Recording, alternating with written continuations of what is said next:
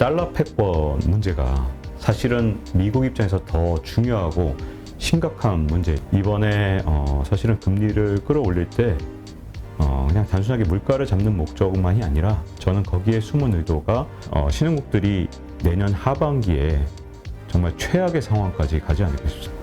세계화의 시대로 다시는 돌아가지 못하는 이제 탈세계화의 시대가 이제 굳어지는 게 아닐까 싶습니다.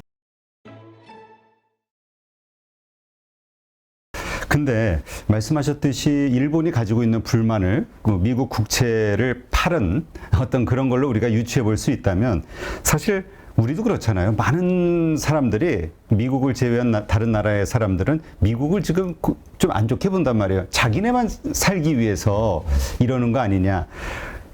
왜냐하면 금리 역전이 됐으니까 그럼 당연히 우리 같은 이런 신흥국에서는 돈이 빠져나가게 되고 미국으로 들어가게 되면서 다시 한번 우리 1990년대 그런 어떤 외환위기 같은 해외 자산, 이 투자 자산이 다 빠져나가니까 이런 게 다시 오지 않느냐, 이 아시아 쪽에 이런 걱정하는 분들도 있거든요. 이 부분은 어떻게 보세요? 저는 이 미국에서 이렇게 금리를 엄청나게 끌어올리는데 사실은 첫 번째 목적이 물가를 잡기 위한 것이 물론 가장 중요하고 표면적인 이유지만 사실은 거기에 숨겨진 이유가 하나 더 있다고 봅니다. 진짜 중요한 이유고 미국의 국운을 좌우할 정도의 중요한 일이기 때문에 쉽게 포기 못합니다. 왜냐하면 지금 달러 패권 문제가 사실은 미국 입장에서 더 중요하고 심각한 문제에 처해 있거든요.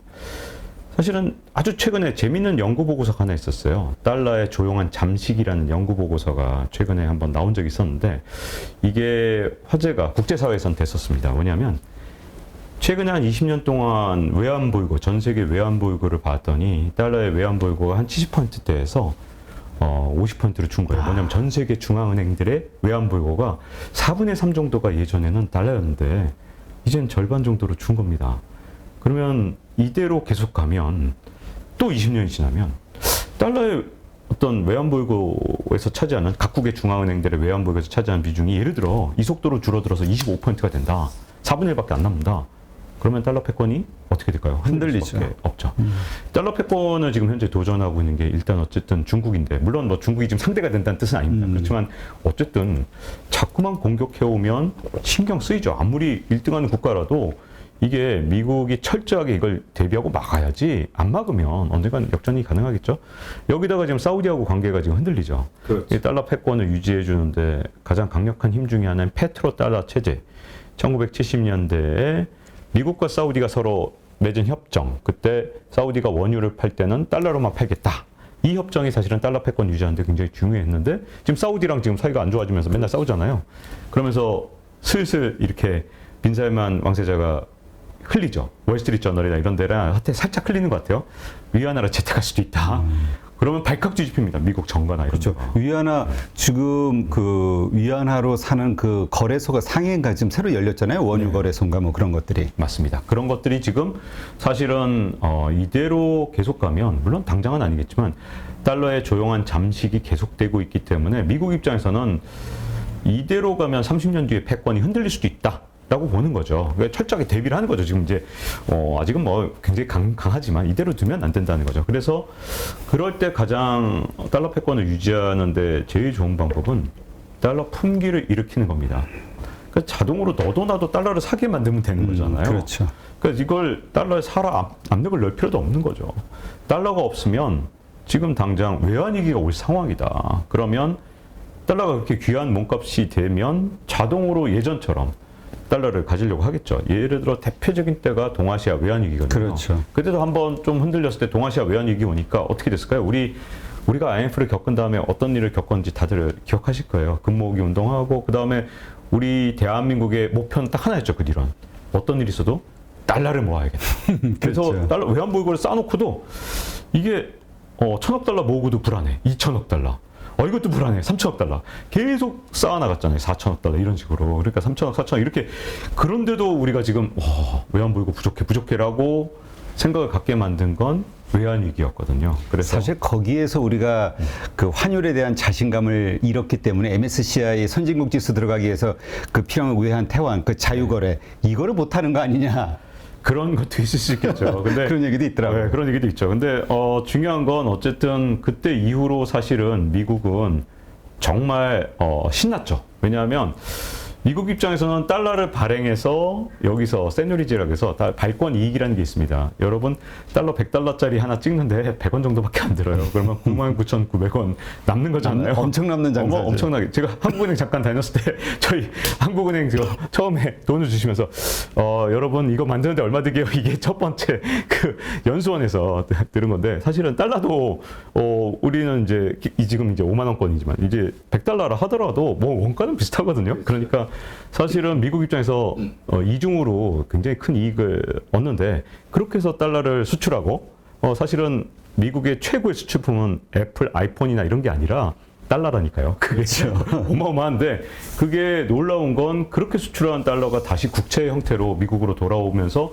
이게 미국 입장에서는 어마어마한 선순환이 이루어진 겁니다. 그래서 미국의 사실은 항상 미국은 이제 저축이 부족한 나라였거든요. 미국 사람들이 이렇게 저축을 많이 하는 사람들이 아니잖아요. 그렇죠. 근데 그 저축을 누가 해줬냐? 동아시아 사람들이 해줬거든요. 우리들이. 그리고 중국과 일본이 해준 겁니다. 그래서 이런 어떤 지금까지의 놀라운 그 미국 사람들이 보기엔 선순환 구조. 이 자체가 사실은 유지돼 왔는데 지금 미국이 여기에 좀 더 이제 욕심을 내는 거죠. 왜냐하면 그때 경험들, 자꾸만 반복적인 경험들이 뭐냐? 이 선순환 구조를 만들었던 게 외환위기였으니까 당연히 이번에 사실은 금리를 끌어올릴 때 그냥 단순하게 물가를 잡는 목적만이 아니라 저는 거기에 숨은 의도가 달러 패권, 지금 현재 잠식되고 있는 달러를 다시 굉장히 가치 있는 돈으로 만들기 위한 그런 노력을 하고 있고 그게 동시에 이루어지기 때문에 금시장, 은시장을 미국에서 사실 정부에서 이제 약간 뒤에서 사실 금시장을 박살내고 있잖아요. 이게 왜 그러냐? 달러라는 게 이제 다시 어떤 높은 지위, 예전의 지위를 되찾게 하기 위해서 지금 이 기회를 활용하고 있다고 보여집니다. 자, 그렇다면 지금 다시 이 금리가 우리 뭐 한국만도 좀 차이가 나니까 미국하고 예전과 같은 이게 이제 우리만의 문제가 아니고 또 다른 나라들도 마찬가지고 전 세계의 문제다 보니까 강달러라는 현상이 그 어떤 자금 유출 그로 인한 어떤 신흥국 경제 위기 이거는 지금 단계에서는 걱정하지 않아도 되는 문제인가요?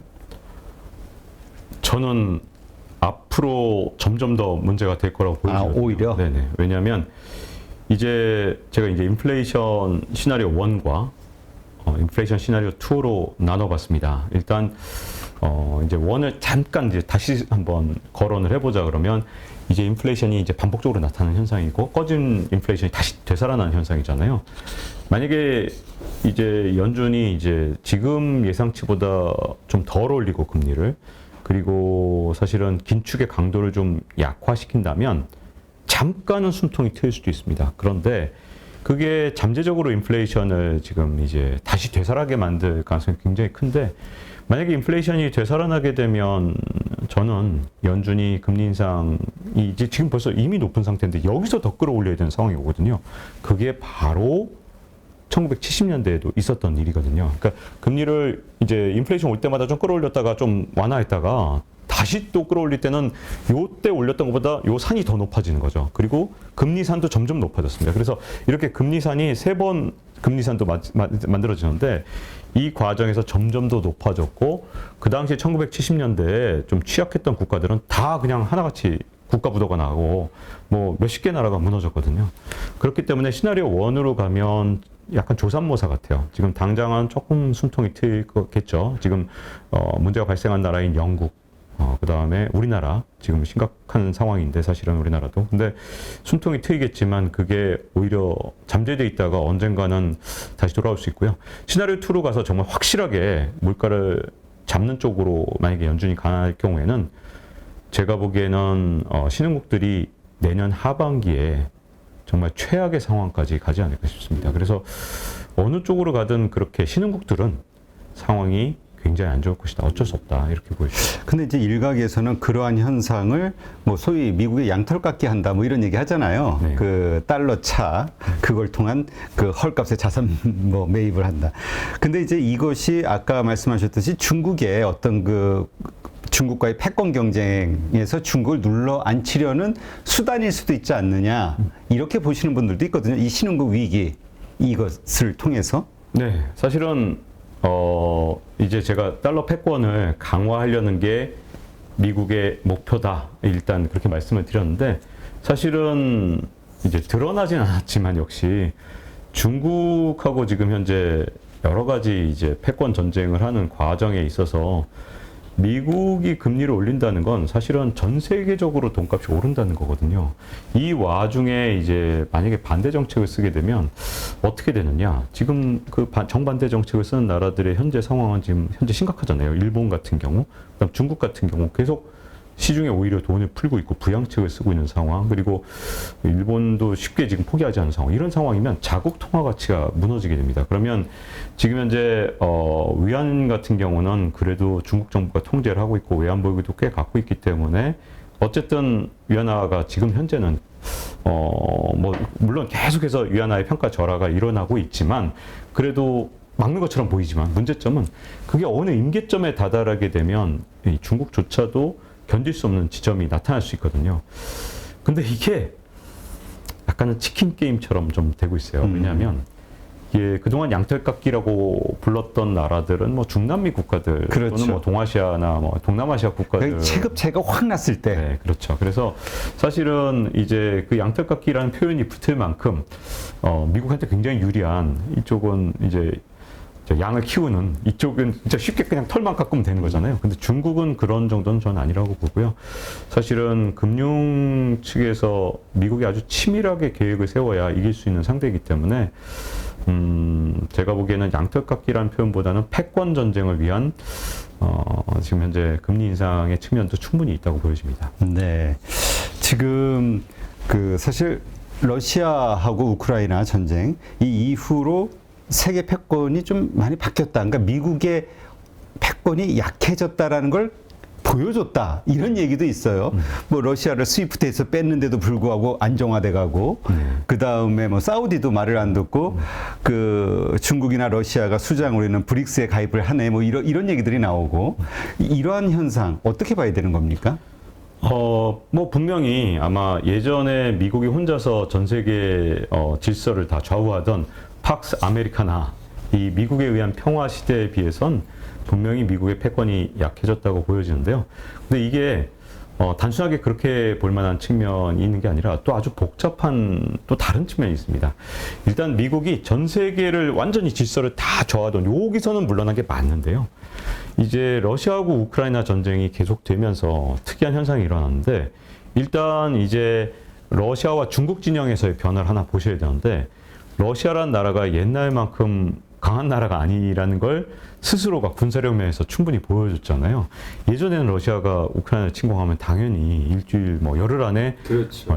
당연히 키이우 다 점령할 줄 알았는데 그렇지 못했잖아요. 그 점에서 이제 러시아가 이제 정치 군사적으로 굉장히 약화됐고요. 또 하나 측면은 경제적으로는 이대로 가면 이제 러시아가 갖고 있는 천연가스나 아니면 석유를 더 이상은 아마 서방 세계에 팔기가 정말 어려워졌잖아요. 그럼 러시아 입장에서 팔 수 있는 나라가 중국 외에는 그렇죠. 제대로 된 큰 시장이 없는 거잖아요. 그래서 러시아가 중국에 아주 크게 왜속되기 시작했다 해도 과언이 아니거든요. 자, 이쪽이 이제 중국과 러시아 진영에서의 변화라면, 자, 이게 미국과 서방의 진영도 한번 보실 필요가 있는데, 이번에 러시아하고 우크라이나가 서로 전쟁을 하면서 미국이 약화된 측면도 있지만, 제일 가장 약해진 나라가 어딘지를 생각하셔야 되는데, 서방 쪽에선 유럽입니다. 유럽이 이 우크라이나 전쟁이 일어나기 전까지만 해도 유럽 경제가 이렇게 약할 줄은 몰랐잖아요. 트러스의 정책 하나 나왔다고 해서 이게 감세 정책 옛날에 했던 정책인데요. 근데 왜 이번엔 이렇게 난리가 났죠? 그만큼 영국의 국채 시장이 옛날보다 훨씬 더 허약해졌다는 거고요. 독일은 보세요. 진짜 뭐 그렇게 강력했던 세계 최강의 제조업 국가였는 줄 알았는데 지금은 정말 엄청나게 약한 모습으로 지금 추락해 가고 있잖아요. 유럽의 경제를 이끌던 나라들이 이 모양 이 꼴로 지금 현재 추락하고 있는 모습. 자, 그러면 어떤 문제가 생겼느냐? 지금 어차피 지금 현재 세계가 양극화 되고 있잖아요. 두 개로 지금 갈라져 있습니다. 그래서 이쪽 진영에서도 지금 중국의 영향력이 굉장히 커졌죠. 자, 이쪽에서는 누구의 영향력이 더 커졌을까요? 미국이 훨씬 더 커졌죠.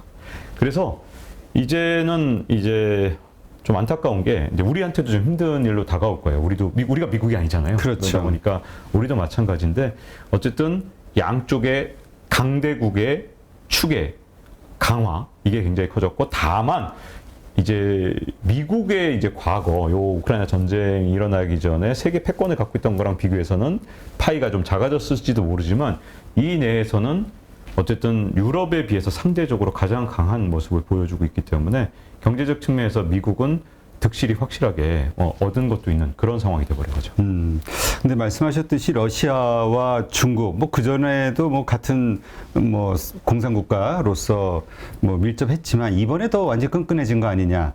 그래서 뭐 책에서도 언급이 되지만은 초강대국 미국이 중국에 대해서 오판한 거 아니냐 이런 내용이 있던데요. 네. 제가 보기에는 이제 미국이 사실은 세계화를 이끌었던 방식이 사실 영국도 사실 세계화의 원조 그러면 우리가 영국이잖아요. 대영 제국이 세계화를 이끌었던 방식보다는 좀 더 관대했다 이렇게 보여지거든요. 이 표현이 좀 여기 가치관이 들어가서 좀 그런데 어쨌든 영국하고 비교해 보면 차이가 아주 극명하게 나타납니다. 왜냐하면 영국이 이제 세계화를 추진할 때 가장 이제 중국 역할을 했던 게 어떻게 보면 인도잖아요. 그래서 인도에서 이제 저임금 노동자들을 활용해서 여러 가지 이제 경제 성장을 이끄는 과정에서 영국은 철저한 원칙이 하나 있었습니다. 뭐냐면 절대로 제조업 생산 기지는 인도에 설치하지 않는 겁니다. 그리고 두 번째는 인도에서의 어떤 고유한 자본, 민족 자본이나 이런 것들이 형성되지 않도록 철저하게 통제했습니다. 이렇게 어마어마하게 통제를 했기 때문에 영국에 의한 지배가 굉장히 오래 지속된 거죠. 영국이라는 나라가 사실은 인구나 아니면 뭐 국토 면적이나 뭐 아니면 자원이나 우리랑 거기나 뭐 비슷한 것 같은데. 그렇죠. 근데 그 영국이 대영 제국이라는 힘으로 진짜 강대한 힘을 가졌던 이유는 어떻게 보면 자기의 약점을 정확하게 알았기 때문인 것 같아요. 만약에 인도라는 나라의 제조업 생산 기지를 설치해줬다. 첨단 공장인 면방직 공장을 만약에 인도에다가 그 당시에 지어줬다. 그러면 제가 보기엔 패권은 한 20, 30년 내로 뒤집혔을 겁니다. 왜냐하면 인도라는 나라가 정말 엄청난 시장도 있고 그 안에 인적 자원도 있잖아요. 그렇죠. 근데 그게 철저하게 형성되지 못하도록 만들었기 때문에 인도가 아직까지도 고통받는다고 인도 사람들은 또 이제 비판을 하는 거잖아요. 자, 근데 영국이라는 나라가 그렇게 철저하게 통제한 그런 세계화를 통해서 자국의 이익을 극대화해온 데 비해서 미국이라는 나라는 좀 특이하게도 이 세계화 속에서 중국을 끼워 넣은 다음에 이거 사실은 클린턴 대통령이 한 거죠. 그렇죠. 왜냐하면 WTO 가입, 세계무역기구 가입을 할 때 그 관련되는 제반 법안을 클린턴 대통령이 자기가 소속한 민주당에 속해 있었잖아요. 근데 민주당에 속해 있으면서 민주당의 강력한 반대에도 불구하고 추진한 게 중국의 WTO 가입을 위한 여러 가지 제반 법안들을 통과시켜 준 겁니다. 자, 그 과정에서 이제 중국 시장에 접근하게 됐을 때 정말 특이한 건 사실은 미국이 1990년에서 한 2000년대 초반까지만 해도 저는 중국에 대해서 룰을 설정할 만큼 강대국이었다고 저는 생각하거든요. 물론 뭐 지금은 어림도 없지만 그렇죠. 그때는 중국 시장에 접근할 때는 내가 이런 룰을 만들었으니까 내 룰에 따라라 라고 했을 때 그렇게 다른 나라가 쉽게 반기를 들 수 있었느냐. 그러지 않게 제가 보기엔 룰을 굉장히 정말 진짜로 자유롭게 정해놓다 보니까 오히려 중국이 정해버렸어요. 야, 우리의 이렇게 거대한 시장 탐나지? 탐나서 내 시장을 노린다면 이제 앞으로 말이야 첨단 제조업은 우리가 지분을 50% 플러스 한 주를 우리가 갖지 않으면 우리나라 땅에 자회사 못 세워. 이런 식으로 만들어 버리니까 그 중국 입장에서는 이 시장 적극권을 내세워서 온갖 요구들을 서방 자본에 대해서 하게 된 거죠. 근데 사실 그 룰을 제정할 수 있는 힘이 있을 때 사실 영국식으로 하지 않고 미국이 그렇게 한 데에는 저도 이제 여러 가지 해석이 있습니다만 저는 가장 큰 원인 중에 하나는 요건 책에도 안 썼는데 오히려 더 가까운 건 사실은 영국이란 나라는 오히려 땅이 좁고 자원도 적고 하다 보니 자국에 대한 약간 자신감이 보다는 초반에 그러니까 지금 대영 제국이 된 다음이 아니라 처음에 대영 제국이라는 걸 구성해 나갈 때 자기의 약점을 좀 부담스럽잖아요. 그렇죠. 미국은 너무 가진 게 많다 보니까 야, 뭐 감히 중국이 그 당시 1990년에 중국이라고 생각해봐야 미국이 볼 땐 진짜 한없이 후진국이니까 뭐 따라와도 니네가 1, 2세기 내로 따라오겠냐. 적어도 한 세기, 두 세기 걸리겠지. 이런 약간의 과시를 했군요. 여유가 있었던 게 아닌가. 덕분에 중국이 아주 빠른 속도로 따라왔고 그 패권 전쟁까지 시작되면서 저는 이제는 세계화의 시대로 다시는 돌아가지 못하는 이제 탈세계화의 시대가 이제 굳어지는 게 아닌가 싶습니다. 그렇죠. 요즘은 더 나아가서 신냉전의 시대 뭐 이런 표현도 하니까. 근데 어쨌건 말씀하신 대로 이러한 요즘 그 미국 강달러 현상 이러한 것들로 인해서 그러지 못한 특히 신흥국 국가들은 더 큰 위기 상황에 빠질 수 있는 환경이 됐잖아요. 거기 뭐 중국도 마찬가지고. 그러다 보니까 이러한 금융의 어떤 일들로 인해서 사건으로 인해서 중국이 경제가 무너지는 거 아니냐. 이제 그게 시발점이 부동산이라고 보고요. 이러한 의견들도 있단 말이에요. 책에서도 잘 다루고 있으시던데. 네, 제 책에도 이제 부동산 부분을 한참 다뤘는데요. 사실은 중국의 부동산을 우리가 주의 깊게 볼 필요가 있는 가장 큰 이유는 사실은 중국의 현재 구조라면 다른 나라는 다 무너졌어요. 왜냐하면 중국이 그동안 40년 동안 한 번도 위기가 없었잖아요. 그건 정말 대단하다 이렇게 볼 수도 있지만 또 한편으로는 원래 위기가 작은 위기가 계속 반복적으로 오는 게 경제에 나쁘지 않거든요. 일종의 우리가 속가내기를 하듯이 이제 저 건강한 벼가 자라나려면 이렇게 다 뽑아내야 되잖아요. 뽑아낼 걸. 근데 이제 그거를 안 해주면 어떤 문제가 생기냐면 경제 내 부실이 자꾸만 커져가는 경향이 있거든요. 그래서 어떤 문제가 있냐. 지금까지 중국 경제가 그럼에도 불구하고 위기가 오지 않았던 가장 큰 두 가지 이유를 꼽으라면 중국이 워낙 빠른 속도로 성장을 했기 때문입니다. 그래서 이게 예를 들어 중국 경제 내에 부실 자산이 한 10%가 있다. 그래도 이게 큰 문제가 되지 않았던 건 중국의 경제 성장률이 한 7, 8%가 될 때는 한 10년이면 2배가 되는 거예요.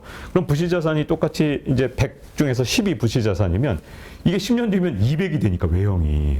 부실 자산이 성장해도 이게 외형 자체가 더 빨리 커지니까 여전히 부실 자산의 비중은 전체 자산보다 낮은 상태. 그러니까 중국이라는 나라가 부실 자산이 크는 것보다 더 빨리 컸던 게 지금까지 경제 위기가 40년 동안 없었던 이유 중에 첫 번째 이유라고 보고, 두 번째는 중국이 이제 경제 성장을 하는 과정에서 일본이 어떻게 미국의 금융으로 탈탈 털렸는지 1989년, 91년 그리고 뭐 플라자비부터 쫙 이 일본 경제를 연구했고요. 또 우리나라가 외환위기 때 어떤 문제가 생겼는지도 철저하게 연구를 하고 이 중국의 시장, 금융시장을 방화벽을 쌓아놨거든요. 이 두 가지가 지금까지 중국 경제를 지켜왔던 건데 저는 그 두 가지를 다 흔들어 놓을 수 있는 게 부동산이라고 생각합니다. 왜냐하면 첫 번째는 일단 중국 경제가 일단 지금까지 이제 엄청난 고성장을 해왔기 때문에 문제가 없었다고 말씀드렸지만 이미 2022년의 성장률은 뭐 기껏 성장해봐야 뭐 3.3에서 한 아무리 많이 성장해도 4.4나 5.0은 안 될 것 같아요. 4.4 정도 될 것 같은데 자, 성장률이 이렇게 떨어지면 어떻게 되느냐? 부실 자산이 늘어나는 속도는 이렇게 같이 늘어나고 오히려 이게 성장률이 떨어지면 더 빨리 늘어나거든요. 근데 이제 외형이 늘어나는 속도가 줄어드니까 부실 자산이 수면 위로 올라오는 상황이 됐습니다. 그게 대표적으로 부동산 쪽이거든요. 그리고 또 하나는 이제 아무리 방화벽을 쌓아놔도 그건 외화에 대해서는 쌓아놨지만 중국 내에서 금융 시스템이 무너지는 것까지 막아주는 건 아니거든요. 자, 이 부동산이 지금 현재 왜 모든 것을 지금 현재 흔들 만큼 강력한 문제냐 하면 물론 뭐 이제 여기 8.15 머니톡을 보시는 분들은 아마 금융지식이 많이 쌓여 있어서 중국의 문제점은 다 아마 드셨겠지만 중국은 전체 GDP에서 건설이 차지하는 비중이 30% 정도 됩니다. 선진국이 보통 15%, 16% 정도 되거든요. 우리나라도 한 15% 정도 되는데 중국이라는 나라는 2배예요. 일단 이게 부동산 경기가 무너지면 성장률 자체가 다 무너지니까 이게 첫 번째 문제고요. 두 번째 문제는 중국 사람들이 워낙 그 자가주택 보유율이 높아서 내가 내 집 갖고 있는 그 비율이 자가주택 보유율인데 우리나라는 한 61%밖에 되지 않는데 중국인들은 한 90에서 93% 정도 되거든요. 높네요. 네, 굉장히 높죠. 이거 들으시면 다들 깜짝 놀라세요. 중국 사람들이 자가주택 보유율, 집을 소유한 비율이 우리나라 61%면 당연히 중국은 한 50%쯤 되지 않겠냐, 그렇지. 55나 이렇게. 어쨌든 경제 발전 단계가 다르니까. 네. 여러 가지 체제가 다르기도 하고 공산주의라는 체제가 다른 것뿐만 아니라 또 하나는 한 자녀 갖기도 영향을 미친 것 같아요. 이렇게 할아버지 할머니 자녀 계속 이렇게 한 자녀를 갖다 보니까 이 중에 누구만 집을 갖고 있어도 집을 갖다 보니까 아마도 제가 보기엔 그런 것들이 영향을 미쳐서 이렇게 높은 상황에서 전체 자산의 70%가 훨씬 넘는 자산이 다 부동산에 다 올인돼 있으니까 우리랑 비슷하네요. 네, 부동산이 무너지면 소비가 줄어드는 상황이 되는 거죠. 그래서 지금 이런 것들이 문제인데 여기에다가 우리나라에 없는 문제가 중국 경제에 아주 심각한 문제가 있습니다. 뭐냐면 중국의 지방 정부의 예산은 전부 다 부동산을 통해서 예산을 마련해 왔거든요. 부동산 경제. 네, 그래서 70년 동안 사실은 중국은 토지의 소유는 공식적으로 금지가 돼 있으니까 예를 들어 주택지 같은 경우 최대 한 70년 사용권을 이렇게 지방 정부가 판단 말이죠. 그럼 이 사용권, 이 수입, 판매 수수료, 수입 이게 전체 지방 정부 예산의 한때는 50%였고 뭐 낮아졌다고 해도 40%. 그러니까 이게 토지 사용 수수료가 만약에 이제 줄어들게 되면 지방 정부는 당장 재정에 구멍이 날 수밖에 없는 네. 상황이거든요. 그러다 보니까 실제로 이게 벌써 올해 일이 일어났습니다. 그래서 외신 보도에 따르면 지금 현재 중국의 지방 정부와 중앙 정부의 예산이 펑크가 지금 작년보다 한 3배 이상 된다고 하거든요. 이게 아무리 중국이라 하더라도 정말 어려운 문제이기 때문에 아주 어렵고요. 이게 또 한 가지 문제는 뭐냐면 중국은 지금까지 경제 성장의 원동력을 제공해왔던 게 지방 정부거든요. 그렇죠. 우리나라하고 완전히 다릅니다. 그래서 지방 정부에서 재원을 이렇게 부동산을 토지 사용 수수료를 팔아서 그래갖고 이 수입으로 사실은 보조금을 엄청나게 줘서 투자를 유치해 왔는데 그게 또 무너진 겁니다. 그래서 전체 경제 성장에서 부동산이 차지하는 비중이 워낙 큰 데다가 또 하나는 여기에 그림자 금융이 다 연결돼 있기 때문에 지금 중국 정부도 계산할 수 없는 수많은 엄청난 부실 자산이 부동산을 통해서 지금 현재 나타나고 있기 때문에 이게 경제 성장률 깎아먹고 그다음에 정부 예산 다 날려먹고 그다음에 마지막으로 중국의 금융 시스템까지 불안하게 만들 굉장히 큰 뇌관이기 때문에 부동산 시장은 앞으로 정말 주의 깊게 봐야 되는 것 같습니다. 네. 근데 또 일각에서는 그런 얘기를 해요. 물론 궁산 국가다 보니까 일단 중국 정부의 국가 부채는 낮은 단계 50%뭐 요 전후로 알고 있는데 그러다 보니까 뭐 다 국유화 해가지고 탕감을 해주거나 네. 연장을 하거나 뭐 이러면 되는 거 아니야?라고 이렇게 좀 일축하는 분들도 있어요. 네네. 사실은 중국이 갖고 있는 특수성 때문에 우리가 중국이 과연 앞으로 무엇을 할 수 있느냐는 우리 자본주의 국가가 한 번도 경험하지 못한 아주 특이한 모든 조치가 다 나올 수 있거든요. 하지만 문제점은 중국의 이 부채가 굉장히 작게 보이는 가장 큰 이유가 사실은 지방정부가 엄청난 부채를 지고 있는데 이게 공식 통계에 잡히지 않도록 온갖 방법으로 이게 지금 숨겨져 있거든요. 그래서 중국의 지방정부 부채, 숨겨져 있는 부채를 합치면 GDP 대비 뭐 80%는 가뿐하게 넘고요. 그건 뭐 거의 이제 서방의 이제 많은 경제 뭐 연구소나 이런 데서 나온 거고, 이 80은 일단 기본입니다. 그래서 80에서 100까지도 얘기하고, 그러다 보니까 이제 경제 발전 단계가 굉장히 중요한데, 사실 선진국에서 부채가 많은 거랑 중국이 어쨌든 경제 발전 단계는 아직도 어쨌든 개발도상국가거든요. 이게 진짜 사이즈가 워낙 커서 미국하고 그래도 좀 이렇게 부딪혀서 싸울 수 있는 거지. 그런 단계에서 금융의 고도화나 모든 측면, 이런 측면에서 경제 성장 단계나 이런 것들이 낮은 상황에서 국가 부채가 이 정도로 높아지게 되면 사실은 추가적인 성장이 이루어지기가 굉장히 어려운 측면이 있고요. 또 한 가지 문제점은 그렇게 국유화하는 과정이 그렇게 쉽다면 정말 극단적인 상황에서 다 그렇게 하면 되잖아요. 근데 그렇게 할 수 없는 이유들이 그 과정에서 돈이 풀린다든가 또는 온갖 여러 가지 부작용이 있을 수 있기 때문에 예전하고 좀 달라져서 지금처럼 금융시장이 전 세계적으로 불안한 상태에서 과연 그런 극단적인 정책이 나왔을 때 또 차이나런이 더 강화되지 않겠느냐, 이런 문제가 생기는 거죠. 자, 그런 극단적인 정책 한 나라들 중에 멀쩡한 나라가 없는 게 대표적으로 베네수엘라 같은 나라들이 어떻게든지 보여줬잖아요. 국유화 다 하니까 서방 자본이 안녕? 그리고 떠나버렸죠. 중국이라는 나라가 물론 특별하게 뭐 베네수엘라하고 비교할 급은 안 되지만 문제는 중국인들조차도 옮기는 상황이 차이나런인데, 그런 상황에서 중국의 이제 혁신적인 어떤 기업가들이 중국을 버리게 되면 국유화 과정에서 중국에 대한 희망을 많은 중국의 기업가들조차도 잃어버리게 되고, 여기서 더 이상 추가적인 혁신이나 아니면 앞으로 성장의 어떤 플랫폼 같은 것이 생태계 자체가 위협받게 되면 사실 지금까지 중국이라는 나라도 다 그 혁신 플랫폼이 있었기 때문에 그렇죠. 알리바바든 뭐든 다 있었던 거잖아요. 근데 그 기여 과정에서 마인 회장에 대한 청년들의 어떤 나도 마인처럼 돼야지. 근데 저렇게 되니까 그렇지. 공동부유로 나오면서 네. 뭐야 이거? 이거 뭐야? 열심히 해봐야 뭐. 열심히 해봐야 마인처럼 되면 이게 뭐야? 이렇게 되니까 그게 새로운 혁신 플랫폼이 안 됐거든요. 그러니까 그 베네수엘라가 된다는 건 아니지만 베네수엘라처럼 국유화했을 때 그런 부작용들이 물론 중국이라는 나라는 아예 사이즈도 다르고 모든 게 다르지만 방향성 갖게 나타나기 때문에 그런 나라에 더 이상 혁신이나 이런 것들이 생태계 자체가 붕괴될 수 있기 때문에 중국한테도 엄청난 도전과 위협이 될 겁니다. 네. 이 부동산 문제 그러니까 중국 정부가 어떻게 잘 풀어나가느냐 혹은 거기서 어떤 부작용이 생기느냐에 따라서는 경제 위기로까지 연결될 수도 있고 이렇게 좀 잘 마무리가 될 수도 있다. 이렇게 이해를 하면 되겠군요. 아직은 기로에 서 있는데요. 여기서 이제 이제 중국 혼자 선택하는 게 아니거든요.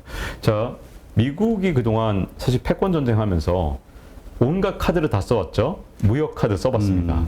기술 카드 써봤어요. 근데 사실 무역 카드는 전혀 도움이 안 됐잖아요. 별로 효과가 없었습니다. 오히려 중국의 대외 수출액은 더 늘어난 걸로 네. 나오던데. 왜 그러냐? 그 이유는 뭐냐면 그동안 진짜 미국이라는 나라에 더 이상 공장이 없기 때문에 자, 관세를 부과하는 걸 잘 생각해 보세요. 중국으로부터 수입되는 거에 관세를 부과하면 이게 어떤 효과가 있냐? 수입 대체. 그러니까 중국이라는 나라에서 수입하는 걸 다른 나라에서 수입을 하던가 아니면 미국에서 이걸 수입 대체를 해야 되잖아요. 근데 다른 나라가 아예 공장이 없고 그다음에 중국이라는 나라는 여전히 어마어마한 천문학적인 보조금으로 계속해서 지원을 하다 보니까 여전히 다른 나라에서 원가 경쟁이 여전히 중국에 안 되는 거죠. 그런 상황에서 무역 보복이 별로 도움이 안 됐죠. 그다음에 기술 보복도 기술 전쟁조차도 사실은 아직까지 효과가 없었어요. 물론 이제 10월 초에 나온 새로운 조치가 좀 효과가 있을지는 좀 두고 봐야겠지만 그 전까지 어떤 걸 조치를 취해도 2021년에 가장 빠르게 성장한 반도체 회사 20개 중에 19개가 중국 회사다. 블룸버그에 나왔죠. 저도 되게 충격받았습니다. 이 정도로 중국이 빠르게 성장할 줄 몰랐고 심지어 최근에 올 상반기에 나왔던 기사 중에 SMIC가 7나노를 중국이 온갖 규제를 넘어서도 만들어냈단 말이죠. 자, 그런데 저는 사실은 미국이 갖고 있는 가장 강력한 힘이 과연 무역이나 아니면 기술일까? 물론 무역보다는 기술이 훨씬 더 강력한 보복이고 그치. 그리고 더 강력한 건 저는 아직까지 안 쓴 금융카드라고 생각하거든요. 그래서 이제 중국이라는 나라가 이제 이걸 잘하느냐 못하느냐만 여기에 변수가 있는 게 아니고요. 더 큰 변수는 이 중국이 혹시 부동산으로 문제가 생겼을 때 과연 미국이 어떻게 이걸 공격해 들어갈 것이냐. 과거에 미국하고 일본이 경제 패권 전쟁을 벌였을 때 얼마나 집요하게 공격을 했냐 보면 기록 보면 진짜 잔혹할 정도더라고요. 왜냐하면 일본이 1990년대 초중반 넘어가면서 거의 사실상 일본 경제가 무너지다시피 했잖아요. 그렇죠. 그때도 미국은 계속해서 금융으로 일본을 때렸습니다. 진짜 충격적인 정도로 90년대 중반까지 계속 찍어 눌렀거든요. 그러니까 저는 미국이 금융이란 카드를 어떻게 활용할 것이냐까지 넣어야만 중국이 이제 이제 어떤 미국과의 싸움에서 중국의 응전 이런 것들이 맞물리면서 앞으로 중국의 부동산 시장은 아주 굉장한 복잡한 문제를 만들어낼 거라고 봅니다. 네, 알겠습니다. 누구나 1시간 안에 200개 종목에서 좋은 종목을 고를 수 있는 그런 능력을 배양할 수 있도록 제가 도와드리려고 그렇게 하고 있습니다.